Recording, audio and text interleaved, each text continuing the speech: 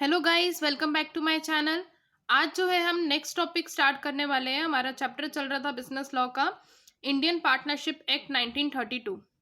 ठीक है, तो हमारा जो नेक्स्ट टॉपिक है वो है टचस्टोन ऑफ पार्टनरशिप। अब ये इतना ज़्यादा इम्पोर्टेंट टॉपिक है कि आपको जितने भी क्वेश्चंस मैं आपको भी बताऊंगी, ये एक आध क्वेश्चन है हमारे जो इम्पोर्टेंट हैं फॉर एग्ज़ाम। तो वो क्वेश्चंस मैं आपको बताऊंगी, उन क्वेश्चंस में टचस्टोन ही इम्पॉर्टेंट है, वही आपने लिखने होंगे। ठीक है, इससे पहले जो है मैंने कैरेक्टरिस्टिक्स बहुत अच्छे से डिटेल में बताए हैं, जिसकी हेल्प से आपको टचस्टोन बहुत आसानी से समझ में आ जाएंगे। तो अगर आपने वो वीडियो नहीं देखा है तो आप जाकर दे सकते हैं। प्लेलिस्ट की लिंक जो है मैं आपको डिस्क्रिप्शन बॉक्स में दे दूंगी। अब देखो, हमारा टचस्टोन ऑफ पार्टनरशिप, इसकी जगह अगर आपको क्वेश्चन के अंदर एलिमेंट्स भी बोला जाए ना, एलिमेंट्स ऑफ पार्टनरशिप फॉर्म, तो भी आपने यही लिखना है। ठीक है, चलिए आइए स्टार्ट करते हैं। सबसे पहला टचस्टोन जो है वो है the relation of partnership arises from contract note from status. यानी कि जो पार्टनरशिप का जो कॉन्ट्रैक्ट है, अब हमने यही पढ़ा था कैरेक्टरिस्टिक के अंदर कि हमारा जो पार्टनरशिप है वो कॉन्ट्रैक्ट बेसिस पर होता है।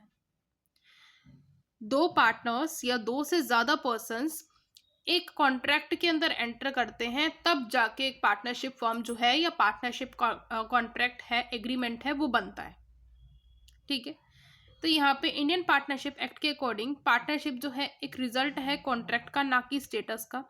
यहाँ पे जो भी, अगर देखो, जो मेंबर्स है ना, the members of a joint Hindu family engaged in business are not partners. अब यहाँ पे जो मेंबर्स होते हैं ना जॉइंट हिंदू फैमिली के, वो पार्टनर्स नहीं होते। वो सिर्फ एक बिजनेस के अंदर, जो पुराना उनका बिजनेस चल रहा होता है उसी के अंदर इंगेज होते हैं, उनकी म्यूचुअल रिलेशनशिप होती है, तो वो एक कॉन्ट्रैक्ट के अंदर नहीं आते। बट पार्टनरशिप जो है कॉन्ट्रैक्ट के अंदर आता है, इसलिए उसको ये बोला जाता है कि ये कॉन्ट्रैक्ट से ही अराइज होता है, ना कि किसी स्टेटस से। बट जॉइंट हिंदू फैमिली जो है वो एक तरीके से स्टेटस से ही अराइज होता है। ठीक है, पहला आराम से क्लियर हो गया। दूसरा देखें, sharing of profit. Sharing of profit में अब पार्टनरशिप के अंदर जो भी पर्सन पार्टनर है वो प्रॉफिट का शेयर तो लेगा, ऑब्वियसली सी बात है। भैया वो काम किस लिए कर रहा है पार्टनरशिप फर्म के अंदर, कि उसको प्रॉफिट चाहिए, पैसा चाहिए उसके बिहाफ पर, जो भी उसने पैसा दिया है वहां पे।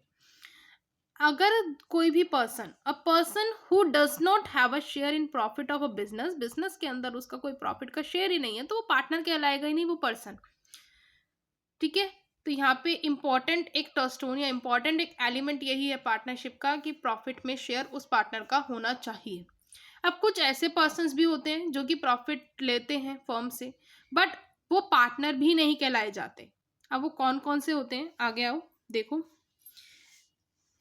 Section C side some examples of person, उन पर्सन के एग्जांपल्स हैं जो कि प्रॉफिट तो लेते हैं फर्म से, बट वो पार्टनर्स नहीं कहलाते। सबसे पहला है उसमें क्रेडिटर।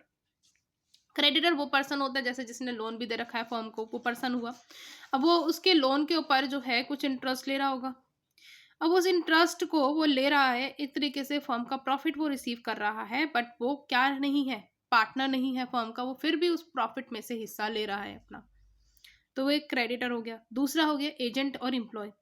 एम्प्लॉय या एजेंट, अब वो काम के बदले में भैया कुछ तो प्रॉफिट का हिस्सा लेंगे, तो वो जो हिस्सा ले रहे हैं प्रॉफिट का, अपनी सैलरी, अपना कोई भी शेयर रिसीव कर रहे हैं, तो वो भी पार्टनर नहीं है, बट वो पैसा प्रॉफिट में से ले रहा है। ठीक है, नेक्स्ट देखो, विडो एंड चिल्ड्रन। अब एक एन्युटी जो होती है ना, वो रिसीव होती है विडो के द्वारा या उनके बच्चों के द्वारा। अगर मान लो कोई पार्टनर की डेथ हो जाती है, तो उस केस में उसकी विडो या उसके बच्चों को जो है कुछ प्रॉफिट का हिस्सा दिया जाता है, बट उनको पार्टनर नहीं बनाया जा सकता बिजनेस के अंदर। तो ये भी अब पैसा ले रहे हैं। बट यहाँ पे यही है कि कुछ पर्सन्स को एक अलग से क्लासिफाई कर दिया गया है कि ये पैसा तो ले रहे हैं प्रॉफिट का, but they are not called as partners in the partnership form.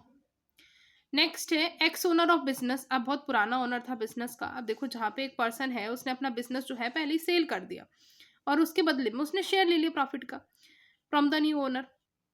अब उसकी गुडविल पर, consideration for the goodwill of the business he has sold, he does not become a partner. अब कंसिडरेशन वो गुडविल पर उसने ले ली, पूरी की पूरी खत्म कर ली, बट अब वो पार्टनर नहीं कहलाएगा उस फर्म का। ठीक है, जैसे मान लो मेरा एक बिजनेस था, एक एग्जांपल से समझते हैं इसको, थोड़ा सा ट्रिकी पॉइंट है।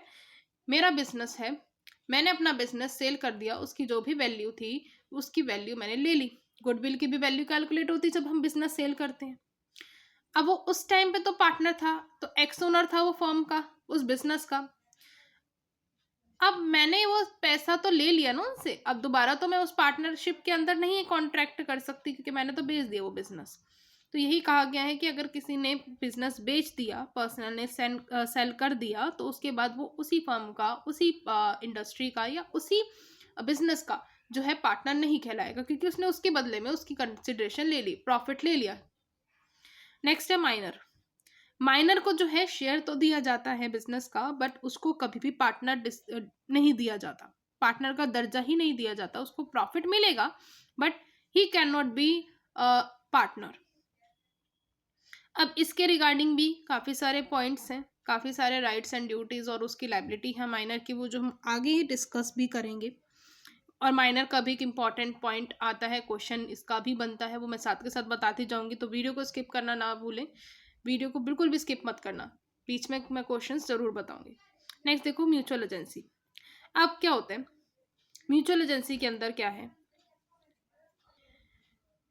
अब यहाँ पर किसी भी पार्टनर ने, मान लो 5 पार्टनर्स हैं, एक ही बिजनेस को रन कर रहे हैं, उसमें से 2 पार्टनर्स ने, एक पार्टनर ने भी कोई एक ऐसा डिसीजन ले लिया, तो यही माना जाएगा कि सारे पार्टनर्स ने डिसीजन लिया है, पूरी पार्टनरशिप फर्म का वो डिसीजन है। ठीक है, in other words, does each partner bind the others by his action, यानी एक ही पार्टनर जो है दूसरों को भी बाइंड कर सकता है अपने एक्शन के लिए। उसने जो भी डिसीजन लिया, चाहे वो कॉन्ट्रैक्ट से रिलेटेड डिसीजन था, कोई कॉन्ट्रैक्ट उनके पास आया था, या फिर अपनी कैपिटल बढ़ाने का डिसीजन लिया, या किसी भी तरह का जो डिसीजन है अगर वो लिया है, मेनली कॉन्ट्रैक्ट्स के डिसीजन की यहाँ पे बात की गई है। कॉन्ट्रैक्ट के रिलेशन में अगर उन्होंने कोई भी डिसीजन लिया है, तो वो यही कहलाया जाएगा कि सारे पार्टनर्स ने मिलकर लिया है, चाहे किसी की मंजूरी थी नहीं थी, एकदम से ले लिया उसने डिसीजन, तो भी यही माना जाएगा कि उसने ही, सबकी मंजूरी होगी तभी उसने डिसीजन लिया है, तभी उसने उस कॉन्ट्रैक्ट को साइन किया है। ठीक है, तो ये भी एक एलिमेंट है पार्टनरशिप फर्म का। उसके बाद नेक्स्ट देखो, पार्टिसिपेशन इन मैनेजमेंट। एक पार्टनर के पास राइट है, सारे पार्टनर के पास एक तरीके से राइट होता है कि वो जो है मैनेजमेंट के अंदर पार्टिसिपेट करे। इफ अ फर्म है सो कॉल्ड पार्टनर, अगर फर्म के पास ऐसा कोई पार्टनर है जो कि पार्टिसिपेशन ही नहीं करता डिसीजन मेकिंग के अंदर, he if he so desires then he is not a partner. अगर वो ना चाहे तो वो ये भी कर सकते हैं कि हाँ मैं पार्टनर नहीं हूँ, मैं डिसीजन मेकिंग तो कर ही नहीं रहा। ठीक है, नेक्स्ट है लीगल बिजनेस। उसकी खुद की चाहत होगी तब होगा ये बात। ठीक है, अदरवाइज वो पार्टनर तो कहलाएगा, बट डिसीजन मेकिंग का राइट सबके पास होता है। अगर वो नहीं पार्टिसिपेट कर रहा और वो चाहता है कि मैं पार्टनर ना ही बनूं, तो वो ऐसा कर सकता है। नेक्स्ट है लीगल बिजनेस। अब ये जो है यहाँ पे जो भी पार्टनरशिप कॉन्ट्रैक्ट में पर्सन कोई भी कॉन्ट्रैक्ट कर रहे हैं, किसी भी तरह की डीलिंग कर रहे हैं, तब यहाँ पे वो जो बिजनेस करेंगे ना, वो लीगल बिजनेस होना चाहिए, कोई अनलॉफुल बिजनेस एक्टिविटी में डील ना करें। अगर वो इस तरह की एक्टिविटीज़ में डील करते हैं तो उनको पनिश भी किया जाता है, और जो है प्रिजमेंट भी दी जाती है, जेल भी दी जाती है। अब कौन से अनलॉफुल बिजनेस है पार्टनरशिप के, पहला देखो, dealing with an alien enemy और doing something which is against the interest of the nation, तो ये कॉन्ट्रैक्ट वैलिड ही नहीं होगा लॉ के द्वारा, वहीं ख़त्म हो जाएगा। अगर आप किसी एनिमी सोसाइटी से या आप किसी एनिमी कंट्री से भी डील कर रहे हैं, तो वो अनलॉफुल बिजनेस के अंदर ही आएगा। नेक्स्ट है पार्टनरशिप वर्सेस को ओनरशिप। अब देखो, इसके अंदर छोटा सा डिफरेंस होता है पार्टनरशिप और को ओनरशिप के अंदर। वो क्या होता है, ध्यान से समझना। को ओनर्स का मतलब है कि कुछ गुड्स लिए 4-5 लोगों ने मिलकर, या तो वो खुद के, मेन तो ये होता है कि वो खुद के यूज के लिए लेते हैं। ठीक है, कोई भी प्रॉपर्टी है वो परचेज करते हैं, खुद के यूज के लिए करते हैं, वो एक दूसरे के साथ शेयर कर लेते हैं, तो वो को ओनरशिप हो जाता है। बट अगर पार्टनरशिप की बात कहें तो 2 या 3 पर्सन जो भी हैं वो गुड्स को लेते हैं, लेकिन उनका मेन ऑब्जेक्टिव होता है कि उसको सेल करें, उससे प्रॉफिट जनरेट करें। तो यही मेन डिफरेंस है पार्टनरशिप के अंदर और को ओनरशिप के अंदर। तो यहाँ पे पार्टनरशिप का एलिमेंट क्या है कि प्रॉफिट मेकिंग इंपॉर्टेंट है। नेक्स्ट है नंबर ऑफ मेंबर्स। अब नंबर ऑफ मेंबर्स में क्या है कि नंबर ऑफ मेंबर्स कितने बताए हुए थे आपको, मैक्सिमम यहाँ पे 2 बताते हैं, और फिर कंपनीज में तो आपके कितने होते हैं, मिनिमम जो है 2 होते हैं और मैक्सिमम 50 होते हैं। बट पार्टनरशिप के अंदर कितने होते हैं, कंपनीज एक्ट के अकॉर्डिंग पार्टनरशिप के अंदर जो है 2 और मैक्सिमम 50 मेंबर्स होते हैं। ठीक है, नेक्स्ट है access to books and accounts. अब यहाँ पे बुक्स एंड अकाउंट्स कोई भी एक्सेस कर सकता है, जितने भी पार्टनर्स हैं सबके पास राइट होना चाहिए कि वो सारे के सारे बुक्स एंड अकाउंट्स को जो है एक्सेस कर सकें, एग्जामिन कर सकें। अगर पार्टनर चाहे तो उनकी कॉपी भी निकलवा सकता है उन अकाउंट्स की। Essentialities of valid contract. Valid contract की क्या एसेंशियलिटी होगी? सबसे पहला तो यही होता है कि आप किसी भी अनलॉफुल बिजनेस के अंदर ना जो है इंगेज हों, ठीक है। दूसरी बात कि कॉन्ट्रैक्ट जो है एक वैलिड ही होना चाहिए। ऐसा नहीं होना चाहिए कि आपने किसी की भी मंजूरी नहीं ली और आपने कॉन्ट्रैक्ट कर दिया। वो तो म्यूचुअल एजेंसी वाले पॉइंट में तो आ गया, बट फिर भी एक कॉम्पिटेंट कॉन्ट्रैक्ट होना चाहिए, प्रॉपर कॉन्ट्रैक्ट होना चाहिए, जो आपके पास आपकी राइट्स हैं उसके अकॉर्डिंग ही कॉन्ट्रैक्ट होना चाहिए। अब देखो, दो इंपॉर्टेंट क्वेश्चन मैं बता रही हूँ जो कि बहुत बार रिपीट होते हैं एग्जाम के अंदर। सबसे पहला है, mere participation in the profits of trade is not a conclusive test of the existence of partnership. और दूसरा है, also division of profit is an important feature of partnership but it is not its conclusive evidence describe. अब ये दो question में क्या लिखना है, कैसे लिखना है, वो मैं भी बताती हूँ। उससे पहले अगर अभी तक आपने चैनल को सब्सक्राइब नहीं किया है तो सब्सक्राइब कर दीजिए, बेल आइकन को प्रेस करना ना भूलें, जिससे आने वाली न्यू वीडियोस की नोटिफिकेशन आपको टाइम पर मिल जाएंगी। लाइक करते हुए जाएं और दूसरों के साथ भी शेयर करें।